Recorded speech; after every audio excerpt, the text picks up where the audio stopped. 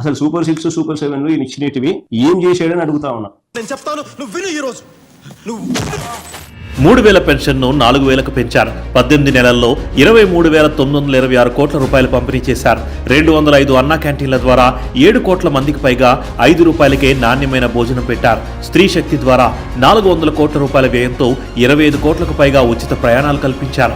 తల్లికి వందనం ద్వారా 67 లక్షలకు పైగా విద్యార్థుల తల్లుల ఖాతాల్లో 10,000 కోట్ల రూపాయలకు పైగా జమ చేశారు. దీపం 2 ద్వారా దాదాపు 3 కోట్ల ఉచిత ఎల్పీజీ సిలిండర్లు అందించారు. దీనికోసం 2,000 కోట్ల రూపాయలకు పైగా వెచ్చించారు.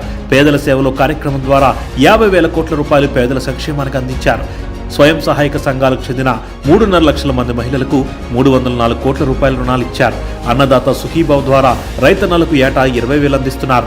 46 లక్షలకు పైగా రైతుల ఖాతాల్లో ఇప్పటి వరకు 4,635 కోట్ల రూపాయలు జమ చేశారు. మెగా డిఎస్సి ద్వారా 150 రోజుల్లోనే 15,000కు పైగా టీచర్ ఉద్యోగాలు భర్తీ చేశారు. దాదాపు 6,000 కానిస్టేబుల్ నియామకాలను పూర్తి చేసి ట్రైనింగ్లో స్టైఫండ్ 4,500 నుండి 12,500 రూపాయలకు పెంచారు.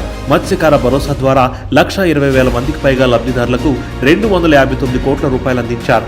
నాయి బ్రాహ్మణ షాపులకు, ఎస్సీ ఎస్టీల గృహాలకు, చేనేత వృత్తిదారులకు 200 యూనిట్ల ఉచిత విద్యుత్, పవర్లూమ్లకు 500 యూనిట్ల ఉచిత విద్యుత్, రైతన్నలకు 9 గంటల ఉచిత విద్యుత్ ఇస్తున్నారు. సిఐఐ ద్వారా 13 లక్షల కోట్ల రూపాయలకు పైగా పెట్టుబడులు తెచ్చారు. 10 లక్షల ఉద్యోగ అవకాశాలను సృష్టించారు.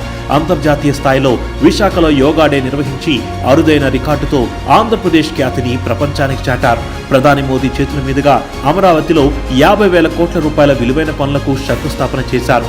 AI city, drone city, space city, MSME పార్కుల అభివృద్ధికి అడుగులు వేస్తున్నారు. పెట్టుబడులకు స్వర్గధామంగా ఆంధ్రప్రదేశ్ను మలిచారు. పూర్వ వైభవాన్ని తెచ్చారు. ఇలా చెప్పుకుంటూ పోతే కేవలం 18 నెలల కాలంలోనే మాటల్లో చెప్పలేనంత అభివృద్ధిని చేసి చూపించారు. చాలా ఇంకా ఏమైనా కావాలా?